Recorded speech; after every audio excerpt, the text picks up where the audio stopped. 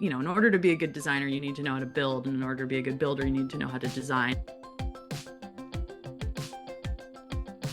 Welcome to the Passive House podcast, brought to you by Passive House Accelerator, a catalyst for zero carbon building. For news, inspiration, and connections from all flavours of Passive House, check out passivehouseaccelerator.com. Sign up to receive regular updates about events, get your questions answered, and contribute to the community dialogue. There's loads of free information for experienced professionals and people just starting out on their Passive House journey. We hope to see you at one of our weekly Passive House Accelerator live webinars. In the meantime, here's this week's Passive House podcast. Welcome to the Passive House podcast. It's great to have you join us today. For this episode, we have a great interview that Jay Fox has captured for us. Really interesting conversation with filmmaker Allie Rood. Before that, Jay, how's it going? Fantastic. It's definitely spring has officially sprung. The vegetable garden is coming along, and the only thing I complain about is allergies and all the pollen in the air down here. Yes, indeed. Uh, We have a little bit of pollen in Seattle, but I imagine it doesn't compare to what you're experiencing down south. yep. But how are you so far this spring? Yeah, it's good. It's good. We had some rain recently, but it is gorgeous today. Nice. And my son has a soccer game at the end of the day, so I'm looking forward to hanging out in the sunshine and watching some youth soccer. Cool. So it'll be good. It'll be good. Yeah, I've got minor league baseball. The season's kind of weird, but they started Tuesday, and I'm going to my first game so far this year tomorrow, so I'm very excited about that. Oh, fun. Yeah, that'll be good. That'll be good. Well, cool. Let's dive in. But before we do, I want to thank some sponsors and some folks who are supporting Passive House Accelerator. So a big thank you to Proseco, who is our sponsor of the week and is making everything happen here at PHA, including the Passive House podcast. And also, I'd like to thank NYSERDA, the New York State Energy Research and Development Authority, who they are our stakeholder partner. Thanks to our founding sponsors, 475 High Performance Building Supply, Ingui Architecture, Partel, Rockwell North America, and Zola Windows. And thanks to our champion sponsors, Bewizo, Cascadia Windows and Doors, Icon Windows and Doors, Intis Windows, LG Air Conditioning Technologies, Proseco, Source 2050, and Zender. So with that, Jay, tell us a little bit about the genesis of this interview, because this is really kind of a departure from our typical fare, and I think people are really going to enjoy it. Yeah, sure. So I guess we'll attribute this to Carmel Pratt was the Ah, genesis, yeah. strangely enough. So Carmel started very recently teaching up at Yestermorrow Design Build School up in Vermont, and that's how I kind of learned about Yestermorrow and through Stephen. I'm forgetting his last name. What's Stephen's last name? He's a part of the Stewart. Steven Stewart. Steven Stephen Stewart. Stewart. Okay, sorry. Here, let's back. Sorry, back up. I should have said that more quickly. So, Okay, can you? let's just cut Yeah. that and let's do that again. Okay. So maybe I'll start with. The Genesis, and I'll remember Steven's name, so it's Yeah. easier. Yep. All right. So, Jay, tell us about the genesis of this interview, because this is not our standard fare in terms of an episode, and I think people are really going to enjoy it.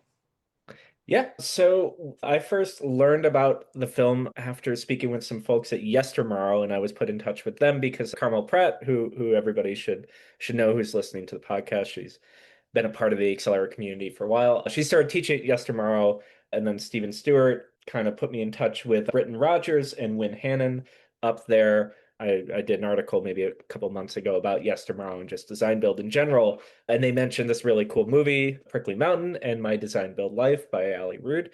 And I thought that it'd be a really cool thing to kind of explore and talk about it. We normally don't really do film anything with film. So this was really cool. She sent me the actual film, so I got to watch it. It was really, really great. Hopefully there's some folks out there who want to do a screening at some point. I think it'd be a great like break in a conference, or like have a movie night during a conference or something like that. But yeah, that's how we met. All right. Well, and you're alluding to the film, and people will learn more about that as the conversation progresses. So let's dive right in.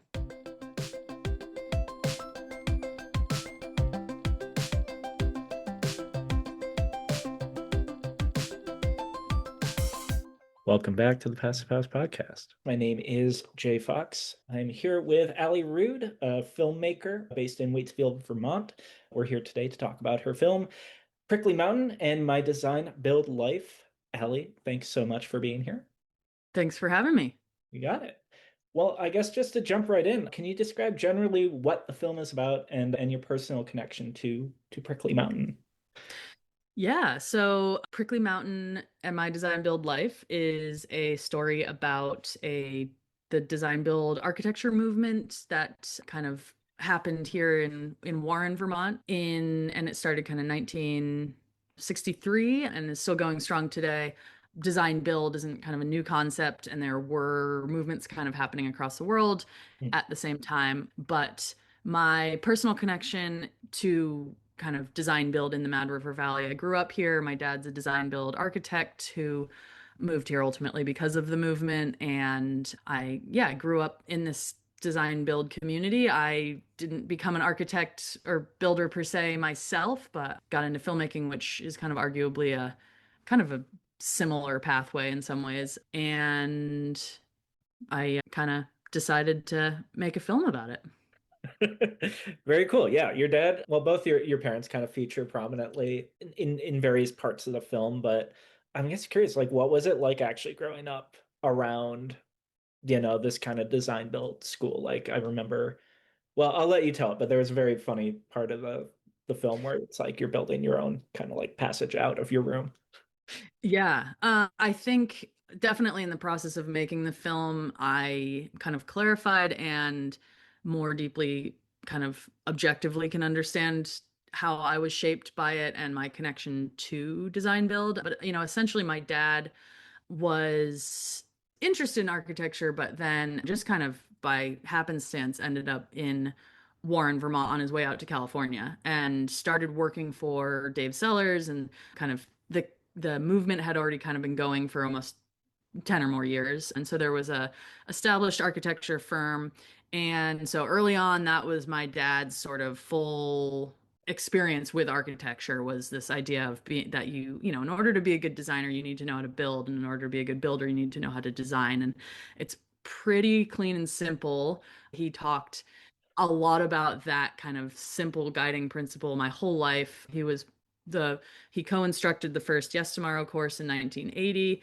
And so I think I always kind of had this slightly more, not academic, but like this like practical understanding of design build as compared to maybe some of the kids that actually grew up on Prickly Mountain. In the film, you'll see that these houses were built up on East Warren. I didn't actually grow up there, but I was in the community. And so, yeah, I think from birth, both kind of heard the intellectual side of design build, also got the hands-on. Early on, my dad gave me a hammer, taught me how to use power tools, was a huge proponent of art in general, art education, which I ended up studying. And I think really empowered me to just get out there and get my hands dirty and just learn by doing. And in turn, I think I really have that just totally ingrained in my creative process and my life process.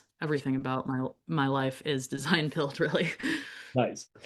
I want to take a step back because the film deals a lot with like the history of Prickly Mountain and design build in Vermont and in the Mad River Valley. So I guess could you go into the history of how this all came to be, like how the community got start and like what maybe some of the influences that brought folks up to the Mad River Valley in the early 60s.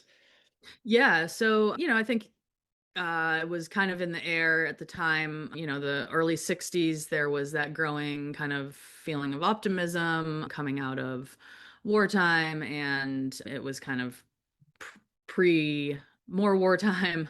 And so there were these guys who would have been kind of brought up in the 40s, were going to Yale architecture, going to school at Yale in graduate school. Dave Sellers, Charlie Hosford, I think a year behind them was Barry Simpson, Bill Reinecke.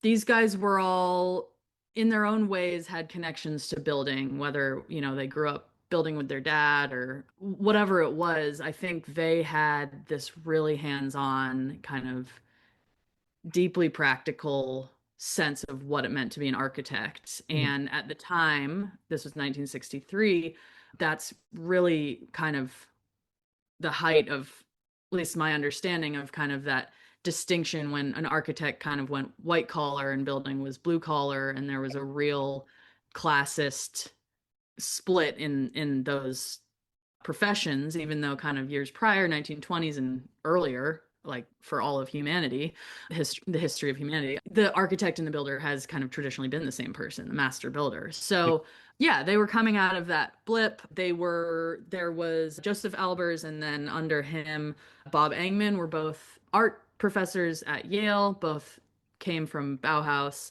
Mhm. And yeah, essentially, Dave Sellers talked about he was working a summer internship for Paul Rudolph, who was the dean of Yale, on a job site. Rudolph came on site, told all the builders what to do, and then left. And all of the builders were kind of like laughing behind his back. And Dave was like, "What's going on? This guy's like head honcho, big time architect." And they're like, if he knew anything about building, he would know that what he is requesting is impossible. It is like, it's not doable. Yeah. And I think that was a total light bulb moment for Dave, and I guess simultaneously the other guys, of really key concept. If you can't tell someone how to dig the hole if you've never dug the hole. And there's a real empathy in that way of being, right? Is understanding that you simply put, you need to know, you need to be an active member of like the whole process of building and designing in order to really, have the most holistic understanding of how it's put together. And then you'll understand a little bit more about materials, and then maybe you'll kind of be a little bit more just aware of kind of your impact as a designer. And so, yeah, they all moved up to Warren, Vermont, because the ski resort had kind of just gotten going. Mhm. And so, yeah, it originally was this idea that these guys moved up to the Mad River Valley to build ski chalets, second homes, and do it on the cheap. And second homes can be crazy. And it just, yeah, at that moment gained a lot of attention. Students nationwide heard about it. There was a Life magazine article, and this place just ended up becoming this mecca for design build for architects and builders and just people who wanted to be more hands-on and active participants in their lives. Yeah. I mean, that comes up a lot with just passive house, I don't know, practitioners, where you'll get, the architect kind of follows the red line to make sure like everything's like air sealing is good. And, the person on the ground who's actually building is like, yeah, that's literally impossible to do. Like, I know that your pencil never lifted up from the paper and that's fantastic, but like, we can't actually build this. Yeah. Yeah, I think that's a great lesson that more people need to take to heart, maybe. Yeah, and I mean, it's like, it's not even, I realized I said kind of the same sentiment of like, in order to be, it was a really kind of absolutist thing of like, in order to be a good designer, you have to do this. But I think it's more just, it breaks down these barriers, and it really just allows you to be less constricted, really, because you have a deeper understanding. And so, you know, I think the biggest takeaway is that this movement, really, you can trace Prickly Mountain to the success and the fact that most architecture departments across the country now have design build Mhm. practicums or courses. And I think that's kind of the craziest and coolest takeaway is, even if you just do a 2 week semester long course where you learn how to build a bus stop or something, that information is so amazing and will help you even if you never pick up a hammer again. So yeah. Yeah, absolutely. Cool. Well, I guess I'm gonna move a little in a different direction, but we brought up Dave Sellers already, but like, and how he's building these ski houses, and they can be a little wacky. And like, yeah, some of the original designs are wild and super cool. And specifically, he talks about a wild beam theory. And I'm just kind of curious about like, you have, I forget who's talking in the film, but they talk about the ideal villa, which is this like very staid and classic kind of looking building. And then you've got the wild beam theory. And I'm just curious, like if you want to talk a little bit about the wild beam theory and I don't know, its influence on the design build community up there. Yeah, it was Danny Sagan is kind of the academic voice in my film. And that just kind of happened. He wrote a book in 2009 called Architecture Improvisation about the movement. And just a side note, I hadn't kind of fully in depth read the book until I finished my film. And I think that was a good thing, but I kind of realized the plan was always basically to make a movie version of the book. But he talks about how the wild beam theory is the only kind of official theory to come out of design build. And but it plays into kind of what I've already talked about, which is this idea that you're kind of designing as you're building. A lot of those early structures never had formal drawings, and it's this idea of responding to a condition on site. So these guys maybe would use a 16-foot board because that's what they had, and instead of pre-cutting it, going, okay, I need a 10-foot board here, they would let the extra 6 feet hang out with the intention that maybe they can come back and turn that into something.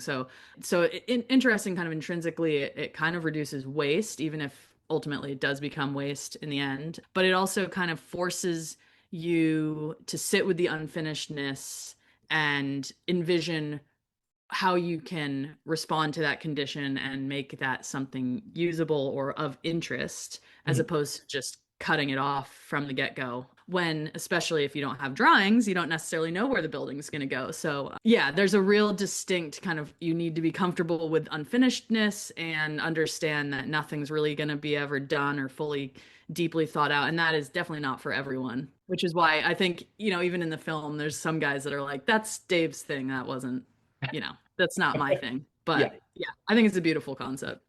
Well, I mean, yeah, because you tend to think of like the 60s, so you think like, the Grateful Dead and like, Beatles and whatever else. But like it's clearly like more jazz than rock.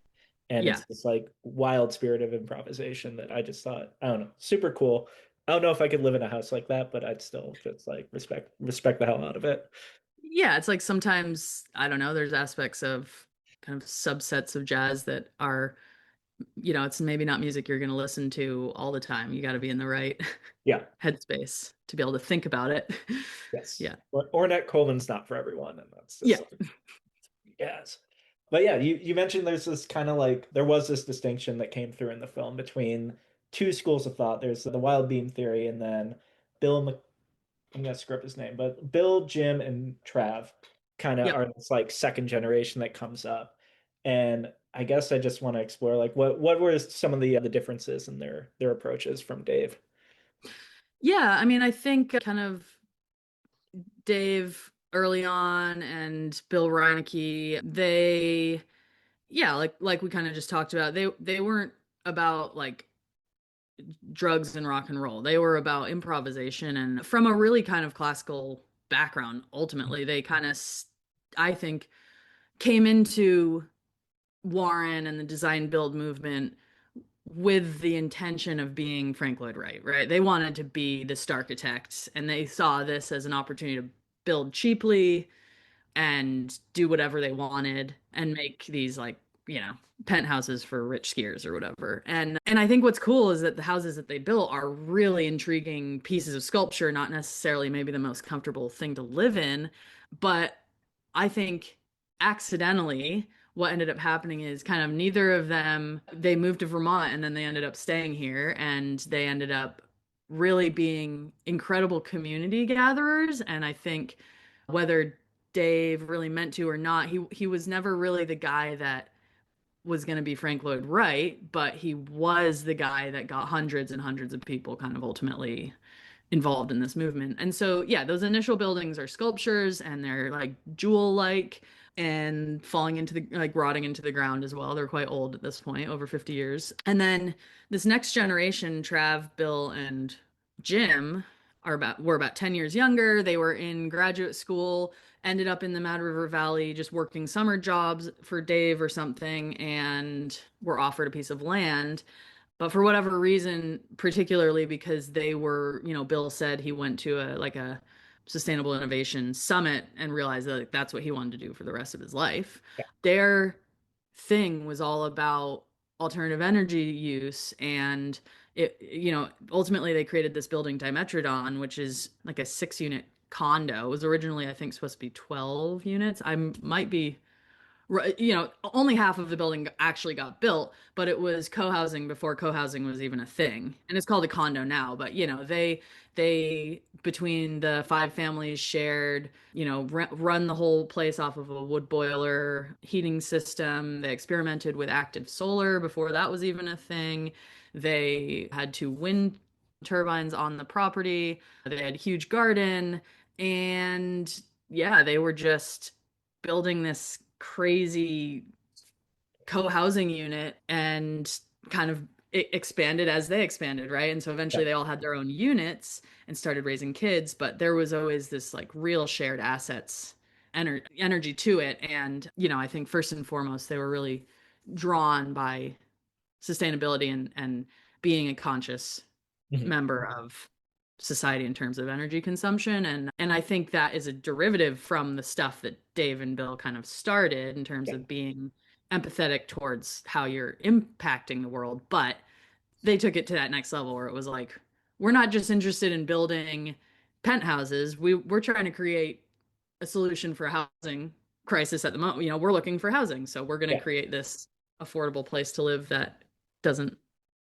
rely on oil. And I feel like that dovetails into kind of Yestermorrow, which grew out of this movement. I guess could you explain a little bit just how it emerges from Prickly Mountain and from like everything that was going on in the 60s through the 70s? Yeah. So, yeah. I think, and so there's three kind of distinct decades in my film: the 60s, 70s being Dimetrodon, and they're all kind of circled around preeminent the houses that are representative of that time. And then we get to the 1980s, when, my dad and a lot of those guys were well into their careers as being architects and builders, contractors. And John Connell came into the mix, I think, at some point in the mid to late 70s. Same thing. John and my dad were working for Dave, just in this kind of traditional, but it was a design build firm, but working in an architecture firm, and came up for this idea of teaching laymen, everyday people, how to design and build their homes. And I think that goes back to kind of the gospel I was kind of always hearing as a kid. The design build, right, is such a key word. I've heard that probably phrase a million times in my lifetime now. And so just in the spirit of this, epicenter hotspot for architects, starting in the 60s, you could almost say still like most per capita architects anywhere in the world, they started a school. So it's just, to me, it made so much sense that, of course, this needs to be documented in a film, because it's like there's these houses, and then it eventually morphs into this idea of starting a design build school, which is still going strong today. Yestermorrow is the name of the school. And yeah, and Yestermorrow has been through all sorts of iterations and but the primary focus is teaching people design build, design-led construction, unlike a lot of kind of traditional craft schools or woodworking schools, because, Yestermorrow does have woodworking courses, stonemasonry. There's generally always a design component. So you're actually learning how to pen on paper, ideate ideas and workshop them on paper with intention. Then there's kind of like the focus, I guess like chapter 3 to 4 within the film is the building itself called the Waitsfield 10, or is that the project that kind of... Yeah, the building is the Waitsfield 10, which was referencing, it's a 10-acre parcel in Waitsfield. And, as we've talked about, the whole movement was happening in Warren. And it's a little bit pedantic. It's all the Mad River Valley, but Warren and Waitsfield are different towns. And so I think that's just the background story. The Waitsfield 10 is a Yestermorrow building, which we can talk about, that they developed on an abandoned gravel pit. So the land was affordable and basically reject land. And it's on a floodplain. It's right on the river. And I think that was a huge component to what John wanted to do with projects at Yestermorrow is, revitalizing lost resources, or how can we take something that's not valuable to people and make it something valuable, or make it, yeah, something. And I it's don't know well, if valuable is the right word, but no, it's valuable. It's like yeah. it's also really just like cool building. Like, I mean, it looks awesome. And it's like, I mean, my when I was looking at it, it's like it looks like an airship that somebody like got midway through finishing. It's like, I don't know. I think it just looks awesome. And It's my favorite building. And I mean, I think a big inspiration for this documentary was just selfishly, I wanted to tour the houses. And so, yeah, like my early process for making the film was really all just pre-production, interviewing, and, research. But interestingly, I had access to almost none of the houses that are prominent kind of characters in the film when I first started. And really, in the course, it took me 10 years to make the film. And in the process of making the film, all of the houses turned over to new owners, including the Waitsfield 10 my parents ended up buying because it was really in rough shape when they got it. The owners didn't know how to take care of it. Hurricane Irene ruined the well on the wait, so property, and the woman who owned it kind of had abandoned it. So it, split toilets. The radiant heat was not. So it needed some TLC when my parents came by it. And it's just crazy because it's set down off of Route 100, which is the main road that goes up and down the Mad River Valley. And it was always this kind of like secret gem. You're like, what? That house is so crazy. How do I see it? And so it's crazy. Now I'm in my house looking directly at it. well, yeah, that's kind of the I want to say epilogue. I don't know how to break up a film. I deal with books, so but it turns into more of this kind of really cool development where you're actually getting like a bunch of different houses on that 10-acre property, and you ended up with one. So I shouldn't say you ended up with one. You actually built it, but I guess like I don't know. Do you want to go a little bit into the story about that, how that happened, and your experience actually like design building your house?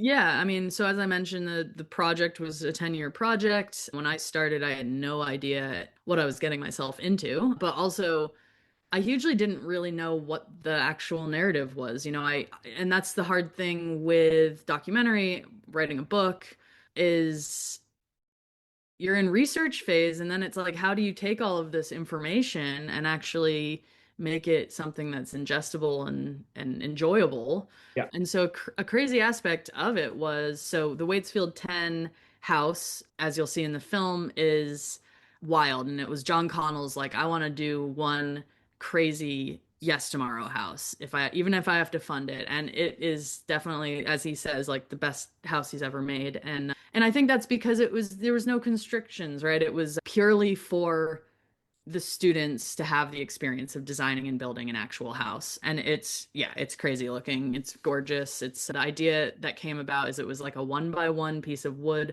that got miter cut, and then you attach it together like that.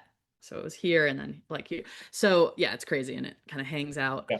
But the property, I think the idea was always that the property would have other buildings on it, but the house had to get sold. And so for years it just sat here.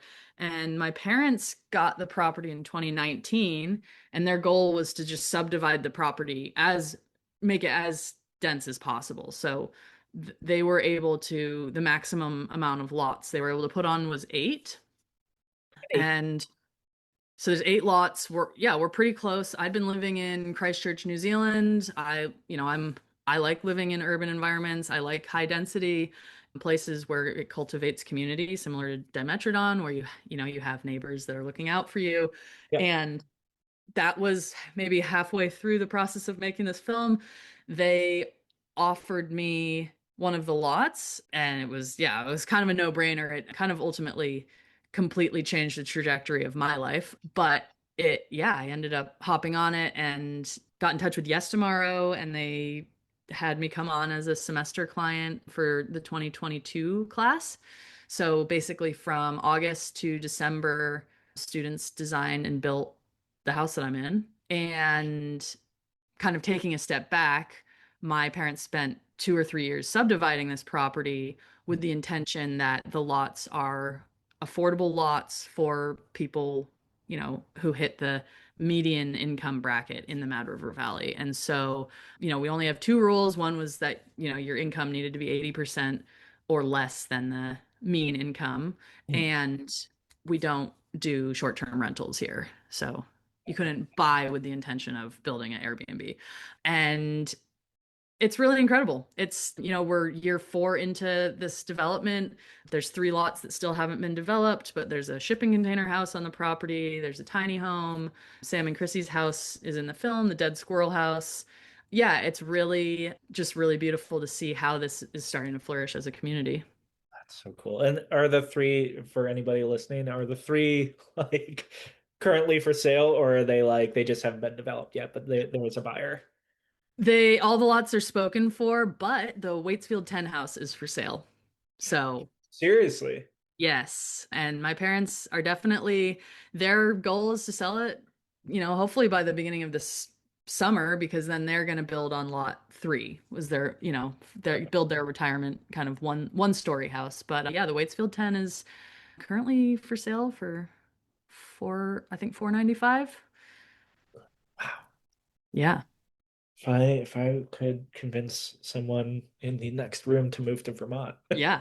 I mean, it's an interesting, it's once again, the house itself isn't for everyone. And now it's kind of connected to this affordable housing development, which is also not for everyone because a lot of people want to move to Vermont and have their 10 acres. I think by virtue of how I was raised and how I want to live, I'm really deeply community oriented, and it's like an asset. I would seek something like this out. Yeah.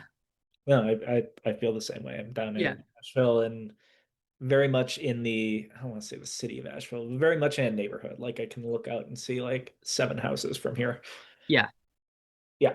I think that's from living in New York for too long. Like I can't imagine not having people around. It would freak me out. It's like 10 acres is too much. I mean, and then there's people who have 80 acres here, and maybe a lot of it is sugar bush or, something like a sugar bush or whatever their land is. But I think it's a freeing thing. I think a lot of people actually would want this. It's just there aren't, it took a lot of work for my dad, who's a professional architect developer, to figure all of this out and to subdivide the land. And I think that's his biggest takeaway is, over the years, my parents have gotten some attention for the work that they did subdividing this land.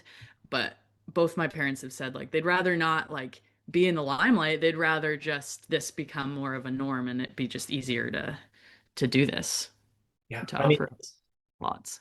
because I feel like I've seen it a little bit in New York. Like I was just in Syracuse and there was actually a Trumansburg, I want to say. It's very similar to what you're talking about. And it was this, maybe between 8 and probably like 15 acres of land where they divided it into like not multifamily, but like townhouses, a few like there's more by basically making it very compact, they make this communal green space bigger rather than like everybody gets a little yard. And that's and Yeah. and that's the nature, just also because half of our land is undevelopable, it's technically floodplain.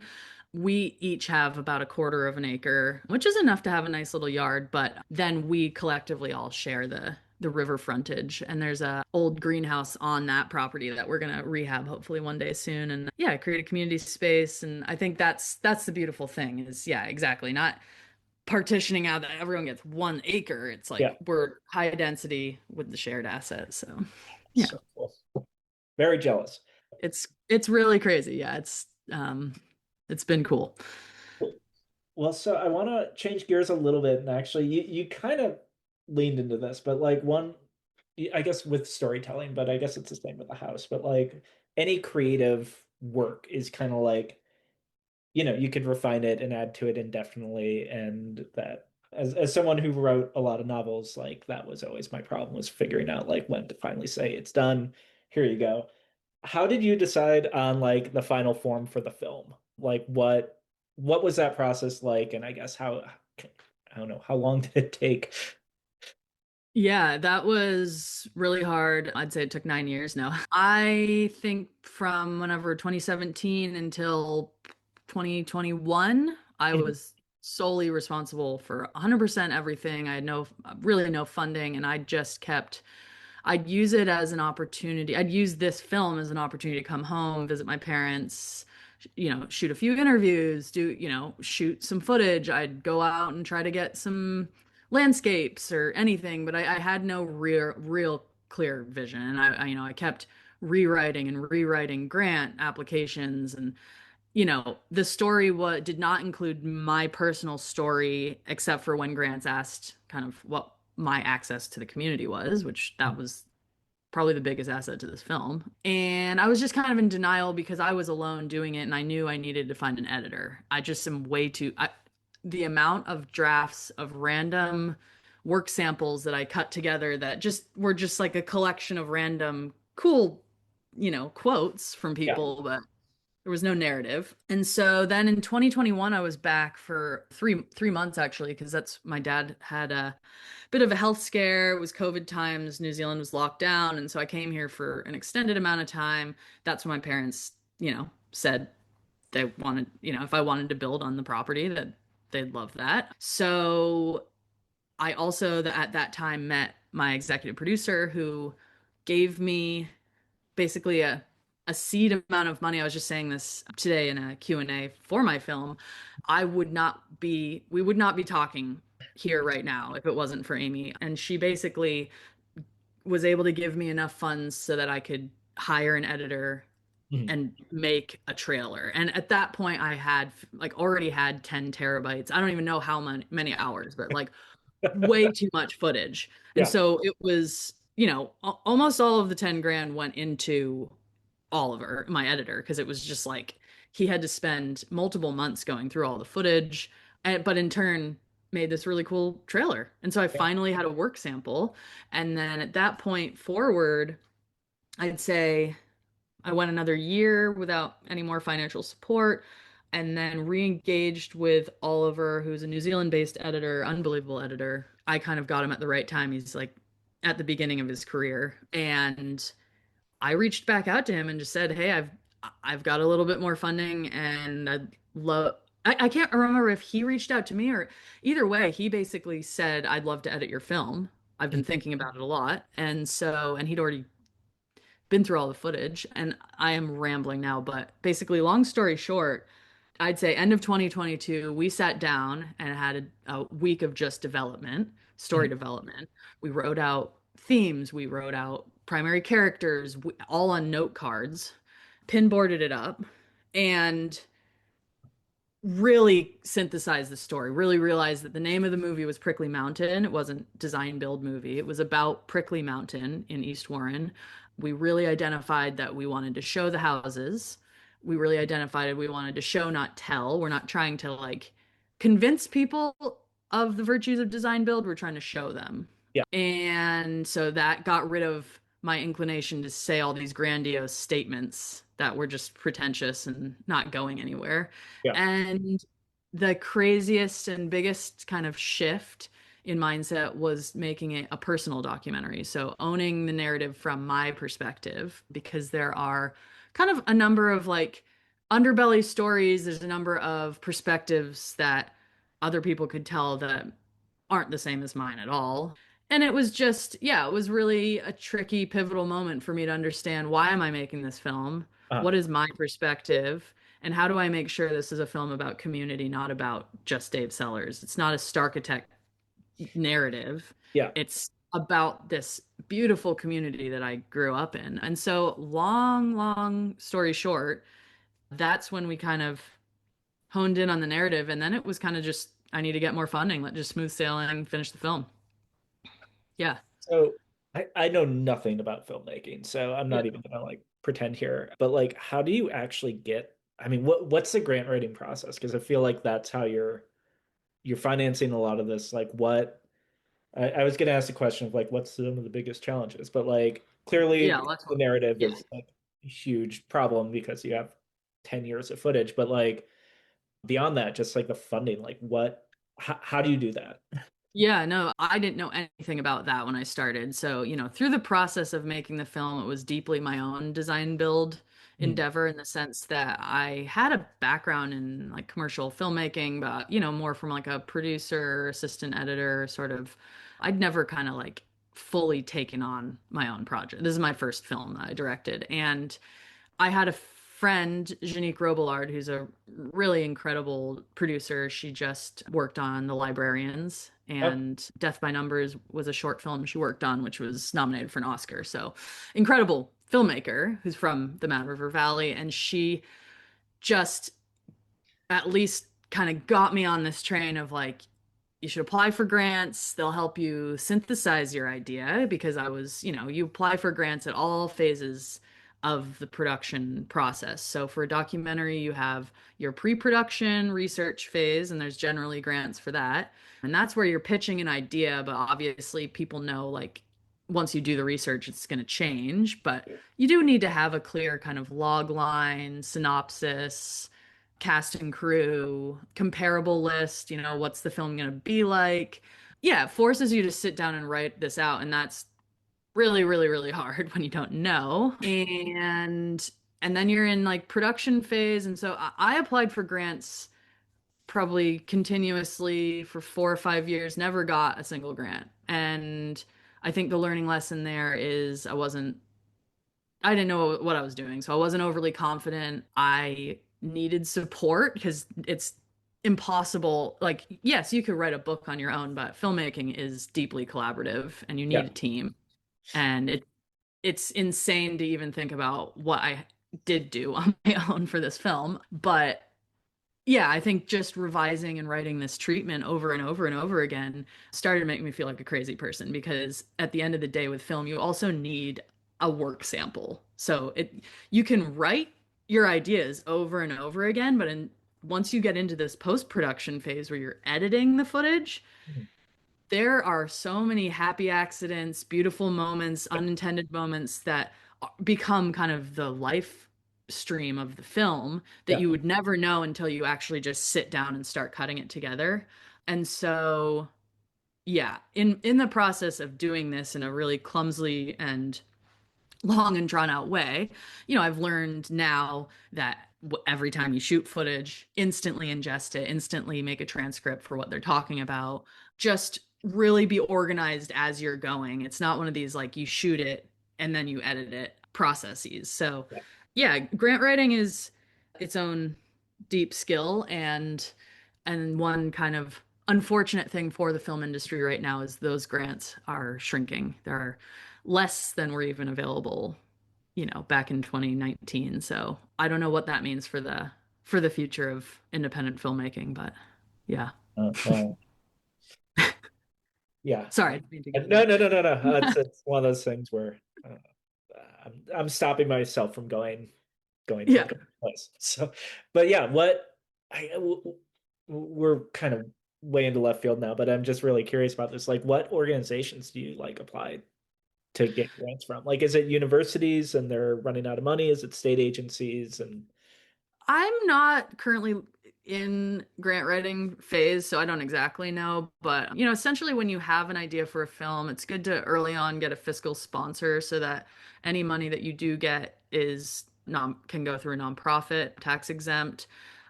All the big film festivals, Sundance, TIFF, they all have programs. There's like all these nonprofits kind of associated with these larger film festivals. Like I know there's like fellowships, things like there's kind of ways to work your way into yeah, getting financial support. But a lot of these grants are looking for, you know, people who aren't traditionally being given the support. And so, I think I don't, yeah, a lot of the films I apply, or a lot of the grants I applied for were looking for narratives that were pushing the envelope, from a political, socioeconomic, just gender identity place. And my project on paper is really like a love story for a community that I came from. But now that it's made, it's really clear the importance of seeing these kind of underground communities in America. This is,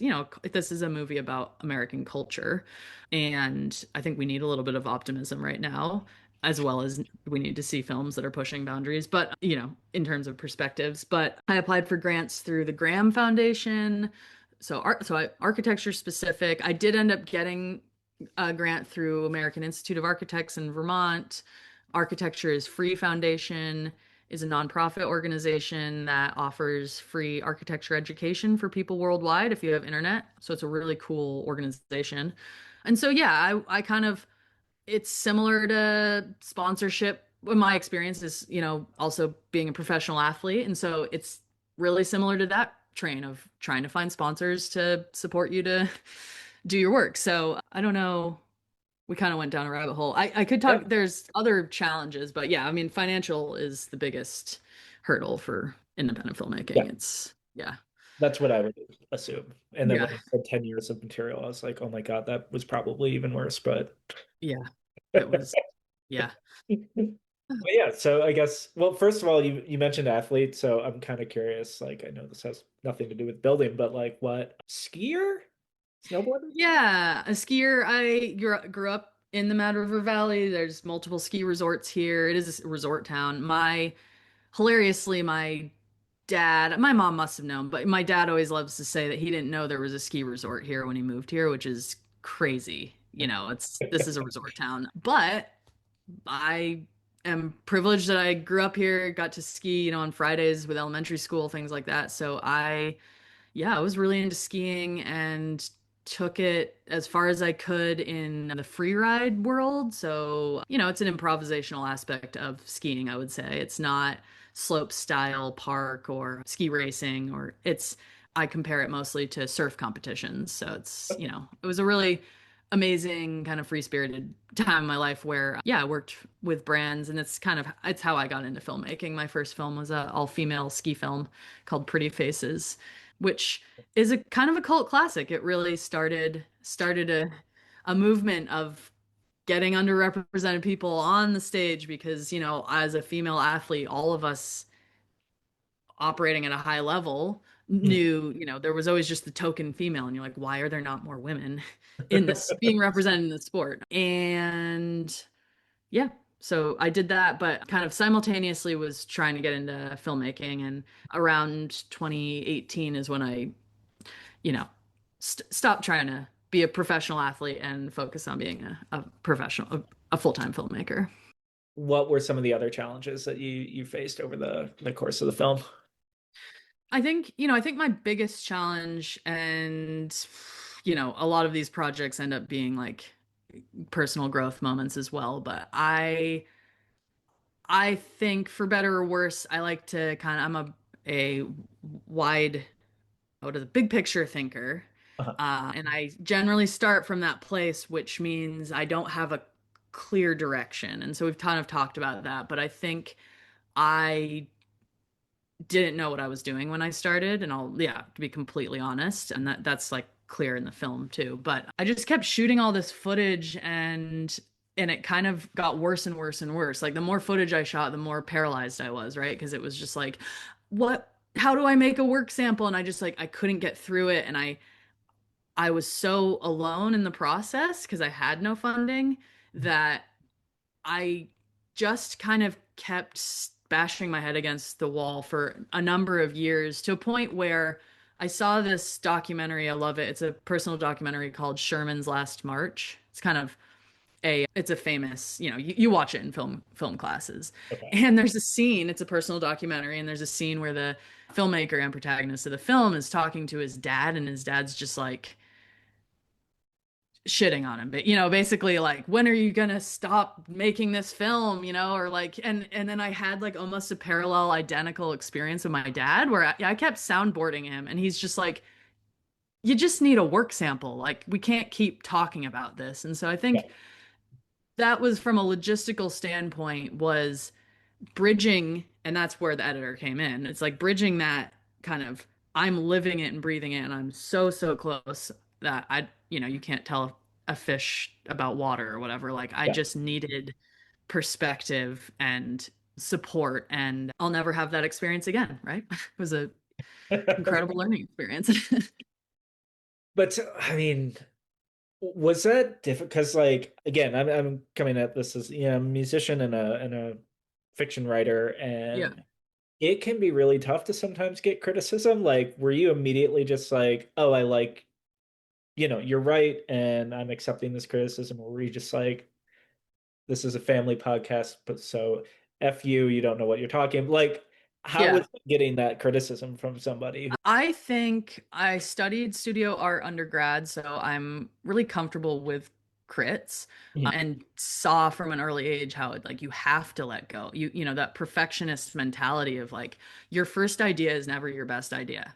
And I had that experience, particularly one art assignment in college where I started out I was playing around. I was really into performance art, and I remember I came up with this idea where I was going to paint a still life for 24 hours, but fast. So it was like I was making the food, putting it on the table, painting it, but I was fasting that whole time.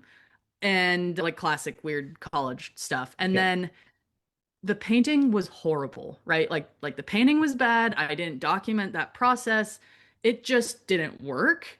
yeah, And I was really upset, obviously, because then like the project was due the next day or something like that. And through that process of failure, ultimately, I ended up making this incredible sculpture out of tripe. So it was like the inner lining of animal yeah, stomach.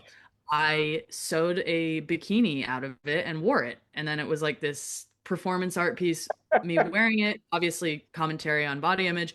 And then that had a life of its own. Then there was a photo of me wearing it, and then the thing dropped. Anyway, that was probably the most pivotal kind of creative process experience in my life because I just recognized like you have to let it go. I was so desperate for a good editor and I trust the process. At this point, I know I'm more of a director than an editor. That once Oliver came on board, I just trusted him, and I was all about, he's really cutthroat. He's like, absolutely not. We're not including this. And I trusted him the whole time. Had all of my trust in that he could kind of create what he ultimately created. And then in that trust, I was able to like circle back and I would do the fine combing and, make sure everything was really working. But yeah, if I'd been nitpicky, that's when editor, producer, director dynamics go downhill because you're not giving that creator, that editor, the scope to do what they're best at. yeah, Yeah. which is kill darlings, and Hmm. and Exactly. yeah, it's a hard thing to let go of and just be like, okay, fine, you win. And I think because I was just, like I said, the biggest challenge was like getting to a point where I had a narrative that, I mean, I cried, fought, we did all the thing. Me and Oliver had all of the hard chats, but ultimately he's just so good. It was like he was in the best interest of what makes the best story, and that's all that matters. Yeah, Yeah. and I mean it came out beautifully. So Yeah. yeah, I'm curious. So what is now the kind of next step? It's done, and you're out promoting. Like what? I guess to move into the last question here because we're after the hour, but like how are you doing the promotion? How are you getting in front of audiences? And is there anything that anyone listening can do to help to get the film out there? Oh yeah, that's great. I was in the Architecture and Design Film Festival. There are multiple of those, but this one's kind of the biggest and it's a traveling one. So I've kind of already premiered it across the country and in Mumbai, which was crazy. I didn't go to Mumbai, but and in that process did get a distributor. So First Run Features is my distributor, and they're gonna basically help me after film festivals finish. So I'm currently like through 2026. I'm applying for film festivals. I'm in the Green Mountain Film Festival right now in Montpelier, Vermont. In April, I'll be at the Made Here Film Festival.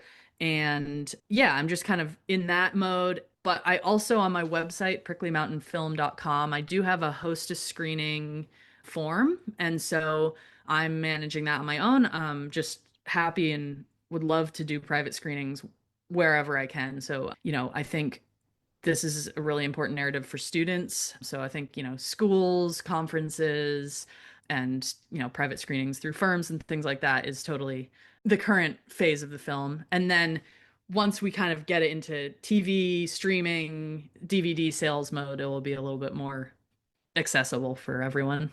Oh, yeah, I can definitely see this on like NPR, like stumbling upon it one night and just being like, "Oh, this is a fun movie." And Yeah, it would be really, yeah, it'd be great. Definitely a public broadcast and, you know, all this stuff. Yeah, people are wanting to stream it immediately now, but that's that whole thing of kind of do the film festivals first and then streaming will be the last thing, but soon. And, you know, distribution is in and of itself expensive and hard as well. So I always have a donate button. And if, you know, I think if anyone listening is interested in seeing it and wants to donate, then, you know, reach out to me and yeah, happy to send a private screener link if you want to donate to the cause. but thank you so much for sitting down and talking about the film with me. Yeah, no, it's yeah, my pleasure. It's been kind of the like privilege or joy of my life to actually get to see this film out with an audience. Someone made the quote, you know, Duchamp said that the audience completes the work, and that's just I've been living that for the last 6 months. It's been really incredible.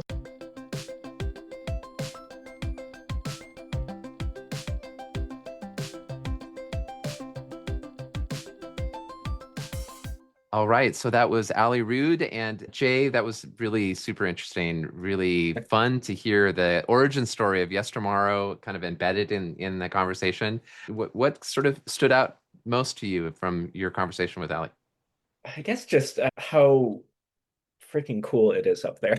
Like, I just think that whole Mad River Valley community is so interesting and like I don't know. I just appreciate their way of life. And I'm of course I had the privilege of seeing the film and nobody else, most people who are probably listening didn't. So I can actually visualize some of the projects and just how cool they were and actually getting to talk to her and like I don't know. I just really it was a unique experience. And also as somebody who, you know, comes from a fiction background, I've always struggled with like when to kind of terminate a project and be like, it's done. And she had a similar thing with film, which I'd never really had that type of conversation with a filmmaker before about the challenges of, you know, editing and knowing when to call it quits and not rambling on forever, which I, you know, tend to do. And I just, yeah, I really enjoyed that. And also, what's it called? Dimetrodon. Just people have to go, just Google it, look at it. It's like if a dinosaur was a building, that's what it looks like. It is so cool, and the fact that you can actually get a condo in there, I think there's still one or two available as of right now. Is like it mind blowing to me. I'm looking at it right now, and it is definitely it blows your brain for sure. Yeah, And somebody here is also referring to it as solar punk heritage, which I think is fun. Wow, it is. Yeah, it is crazy. So definitely look up Dimetrodon, which is a dinosaur building. Otherwise, you'll just get the dinosaur and check it out. That's super cool. You know, that was one of the things that I thought was fun about the conversation too, is that you alluded to your background as a novelist, and Kara Eng, the producer of the podcast, is also involved in filmmaking. And so the parallels of kind of the creative process and buildings and design build and the kind of also the kind of re-engaging with the idea of the master builder, and that, you know, to be a good designer you need to know how to build, and to be a good builder you need to know how to design. That was kind of all mashed up into this Mad River craziness that then became, I think, I gather from the conversation, the maybe the fertilizer, the fertile ground for Yestermorrow to happen. yeah, yeah, absolutely. And it's just it's funny watching the kind of generations, you know, because Dave is like the antithesis of what Passive House kind of is, in a sense where Passive House is like very you model, everything has to be perfect, everything has to be like airtight. And Dave's got this wild beam theory that I think everybody thinks is really cool, but a lot of designers would be like, oh my God, I could never just leave a beam hanging and then I don't know, later I'll come back and maybe design a bench out of it or something like that. I just it's a very different perspective that I don't see very often, and it's way more artistic almost than a lot of the folks. Obviously, people have artistic backgrounds, but like it was very pure artistic in a way that I don't see very often. And it was very cool. Yeah, yeah. There was a part of the conversation, or like maybe the ethos between, the design build culture that Allie was describing and Passive House. So the parallel I felt like was that there is a real focus on how things are built in Passive Yeah. House design, and that's something that is real, that there's a lot of respect for craft and for the way that assemblies go together, and a recognition that if you're going to be designing passive house buildings, you really need to understand those details. And that Yes. goes into buildability and materiality and all that. So there was I felt like a really strong parallel there. And then then there was this sort of orthogonal part, which was the piece of like, just like, experiment as you go, which Yeah. we know that, in the world of, and in the world of all sorts of different kind of sustainable construction, actually, there is that kind of truism that if you're able to bring the parties together and really plan well early on in the process, then that makes for a better result. So that was intention, I think, with the experimentation, but also that experimentation. I mean, and I think that's where it points to Yestermorrow, that experimentation has a real strong element in people learning how to be professionals in this Yeah. world. And so there's like that kind of discovery through doing part that is really compelling, and I think has made a major impact on a lot of people who we know and love in our community. I mean, Yestermorrow's had as one of the key kind of exponents of design build education, it has had a really big impact on a lot of the folks that we know. Yeah.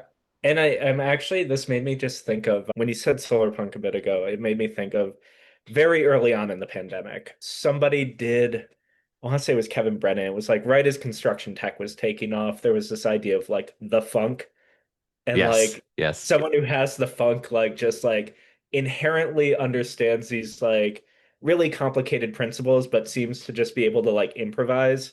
I, of Spelled course, spelled with a spelled with a PH. I of will course, I of course, will of course. point out. Sorry. Yeah, yeah, right. But maybe I have a bit of a music background as well. Maybe think of just like folks who can like improvise over anything, and it's like you don't even know the chord changes, you don't even know what key it's in, you just can like feel it, and you're like, this is insane that you can do something this technical, but this artistic too. And I feel like that's, I don't know. I was just thinking about that as, the talking about the Waitsfield 10 and John Connell and stuff at Yestermorrow is like it's that perfect kind of, yeah, you're experimenting, but through experimentation, you're learning these super complicated design principles and passive house principles even. And it's, I don't know, just, yeah, that marriage of art and science is really amazing when done well. Yeah, yeah, yeah, absolutely. Well, thanks for bringing this to us. Is there anything else you want to add before we say a little bit about what's coming up at Passive House Accelerator? No, I guess I just want to thank Allie again for taking the time to talk with me, because it's really cool to, I don't think I've ever met somebody who's completed a feature length film, which just like, Mm-hmm. that's 10 years of her life of Yeah, filming this stuff. And it very much comes through that it, like, this took a long time. A lot of effort went in, and it's yeah. a gorgeous, when if you can, we'll throw the trailer up. She said that we can put the trailer on our site, but if you ever get the chance, those listening, to see it, do it. Yeah, I'm looking forward to seeing it for sure. That's awesome. Thank you, Jay. Yeah, so the big thing that we want to share that's coming up for Passive House Accelerator is on May 15th. We are hosting the virtual online conference, Reimagine Buildings, Designing for Survivability. So this is a conference that recognizes that resilience isn't optional, it's the baseline today. So this is a place to come and explore how low carbon, high performance buildings can serve as safe havens that protect people and communities when it matters most. So we'll have a really powerful roster of speakers sharing their insights with you. You'll be able to connect with others who are on this path of resilience and survivability and health, and all part of the low carbon movement, and come away with some tactics that you can use in your own work. So we hope that you will join us for that. You can just visit the Passive House Accelerator website, and you'll see a banner at the top of the homepage to get more information. So please join us for that. And Jay, thanks so much for this interview. It was really great. Can't wait to see the movie.